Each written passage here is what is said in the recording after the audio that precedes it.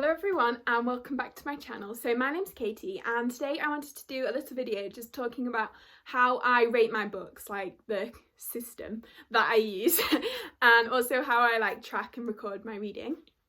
I also thought about doing how I annotate books, but I don't really annotate books. All I do is occasionally highlight quotes that I like. That's really all I do. So yeah. Okay, so my rating system. So first of all, I have different ratings for different age categories. So say a 5-star adult book is not really the same for me as a 5-star middle grade. I kind of judge them on different things and different aspects. And yeah, so I tend to be harsher on adult books, I think, rather than, so for a middle grade book, its intended audience is children. So if it felt a bit too immature or something, I'm not gonna take off points, no, not points, stars for that, because that is its intended audience, if that makes sense. So I do rate mostly based on enjoyment, but I think, and just the kind of overall impression is the main thing. So a 5-star book for me is either, I have two different kinds of 5 stars. So one type of 5-star is this book was amazing, it's taken over my soul, it's my new obsession. How did I ever live without this book? So some examples of that for me would be Stormlight Archive, obviously. The Greenlane Saga, Jade City and Jade War, Six of Crows, I love them.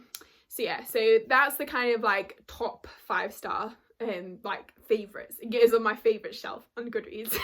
That's the top criteria. Yeah, if I tick the favorite shelf, then that is a god tier book. And then I have the kind of 5-star, which is a kind of a book that I really enjoyed reading, and I had such a great time reading it. Just yeah, I just had so much fun reading it. I think the main, I think I give 5 stars to books that I find really fun and brought me a lot of joy, because that is one of the main reasons I read, to bring joy to myself, I don't know. So yeah, so if a book just makes me feel so, if it's so heartwarming and so kind of joyous, and just, yeah, it might not be absolutely flawless in terms of plot execution or whatever, but if I really love the characters and it was just a lot of fun, then I will give a book 5 stars, because I don't know, I feel yeah, why not? I'm not the harshest rater. I do give quite a lot of books 4 or 5 stars. I think that's partly because I know my reading taste quite well, but also I think I am on the more generous side. Some examples of the 5-star that kind of just made me so happy. Recently I read The Extraordinaires. I mean, that book had a few flaws, but also it just made me so happy, and I just had a massive grin on my face the whole time while reading. So yes, it's that one. And graphic novels Check Please and Heartstopper, I just loved them so much and had such a great time reading them. I couldn't not give them 5 stars. So yeah, so that's that one. And then yeah, 4.5 stars is a book I liked more than a 4-star book, but less than a 5-star book. I feel that's self-explanatory. But also sometimes, so I usually tend to round down on Goodreads. So if I give a book 4.5 stars, I will give it 4 stars on Goodreads. But occasionally I will round up, because sometimes it's good to support the author by rounding up. Or sometimes I just feel there's kind of, sometimes 4.5, it's sometimes you have a 4/4.5 book, but then sometimes you have a 4.5/5 stars. So yeah, so if I want to give a book 4.5 stars, and if I think it's got a lower rating on Goodreads than it should have, then I will round up to 5 stars. So yeah, that's a very chaotic base system, so it completely depends on my mood.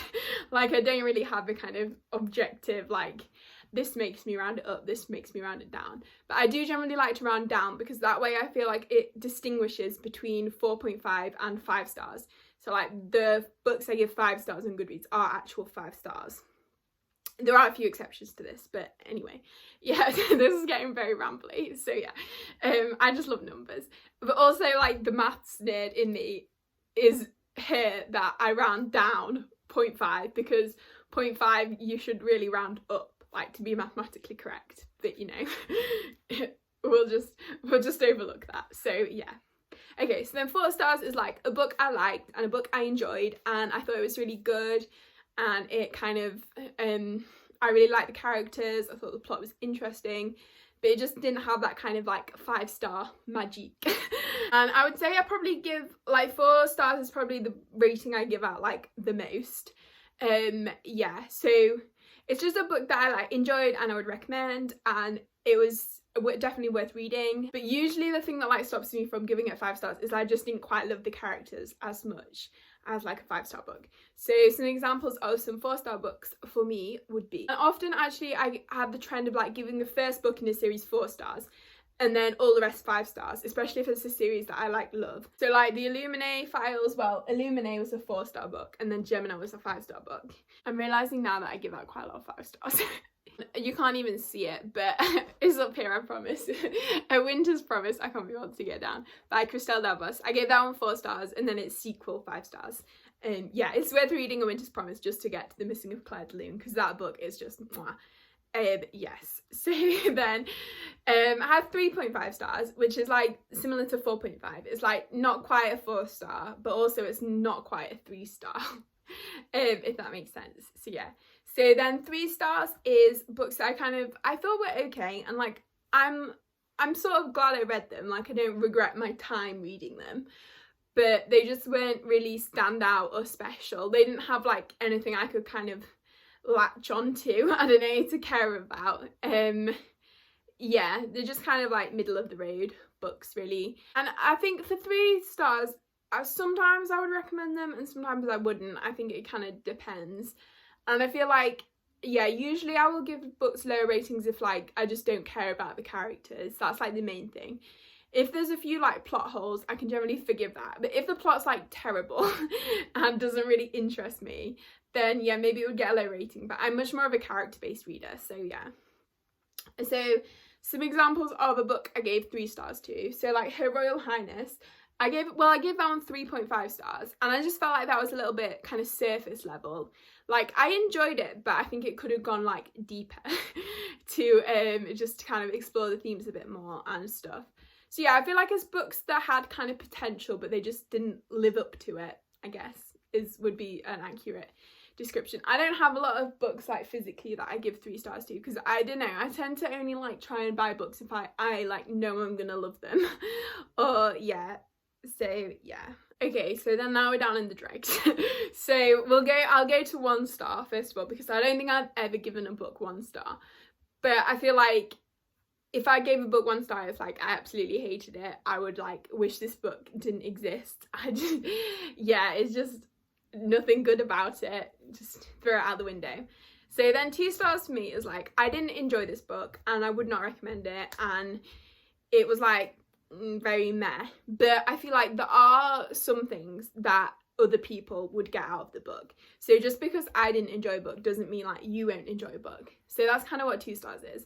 Like I didn't like it, it wasn't for me, there was probably some problematic things like Bringer, but other people might enjoy this book, and I don't think it should be like written off the face of the earth just for existing.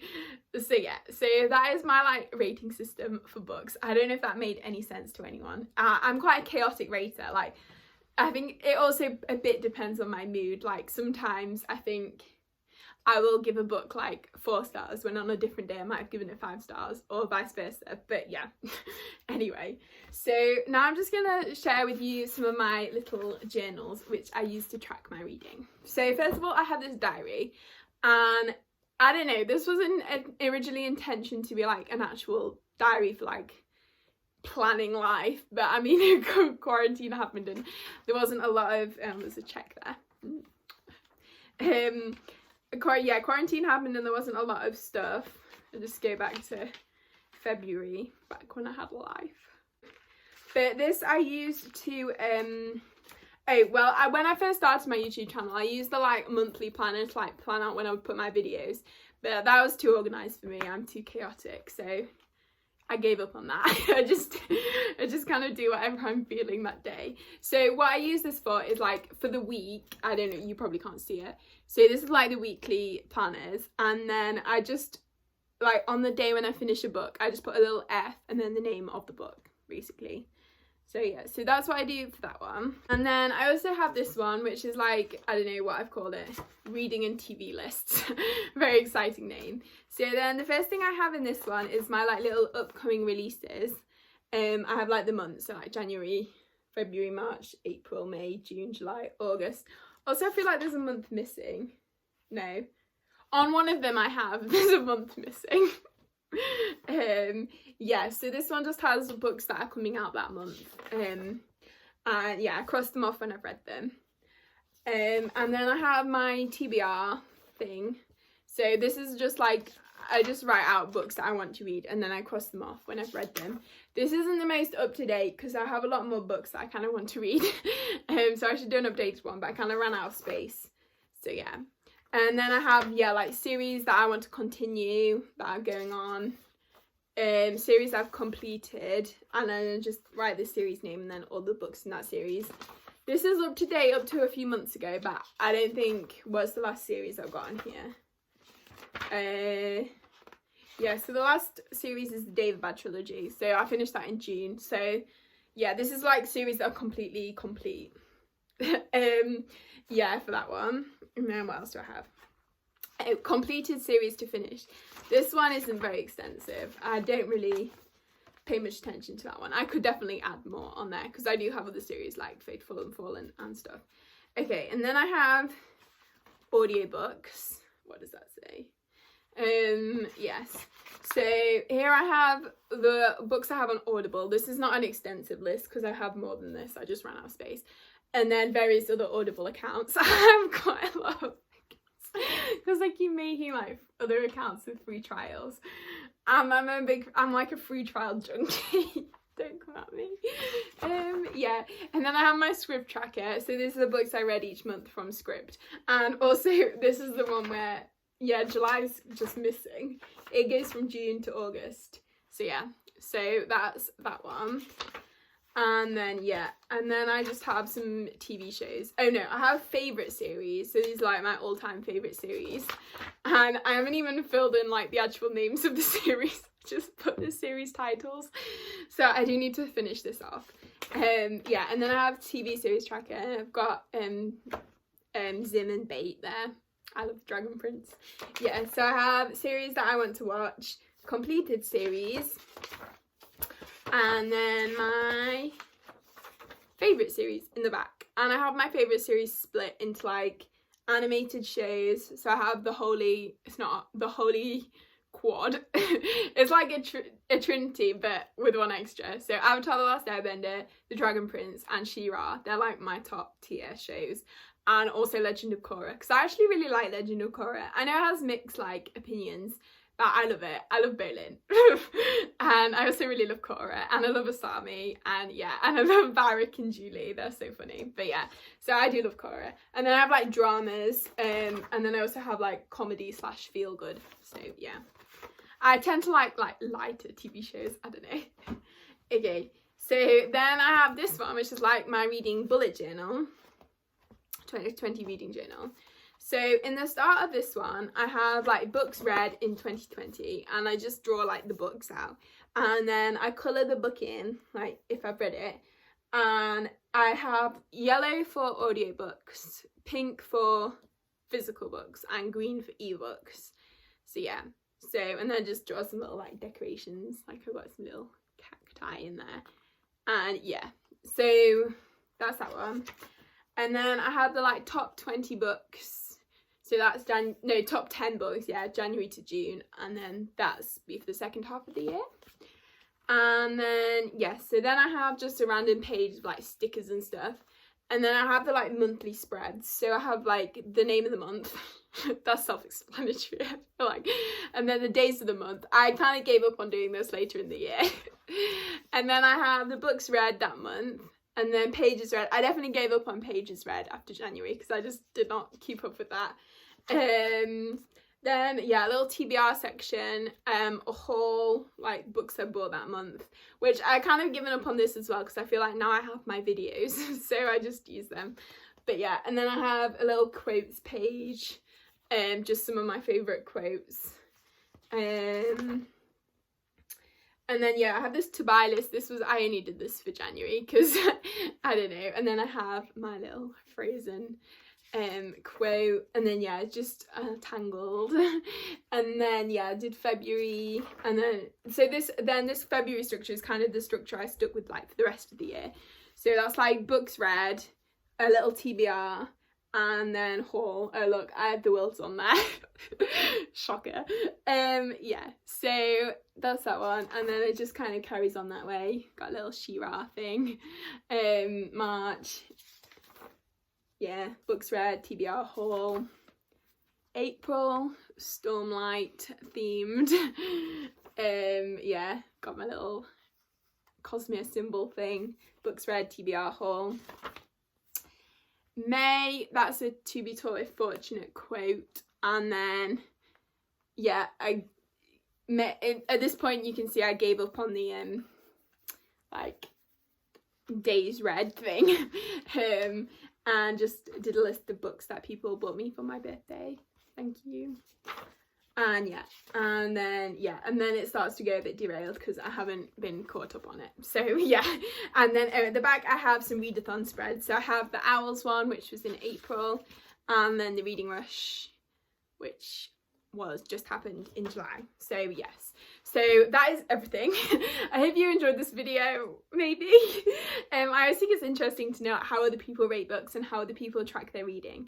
So yes, so thank you all for watching. I hope you all enjoyed the video. If you did, please give it a like and consider subscribing if you haven't already. And yes, I hope you are all having a great day, and I will see you next time.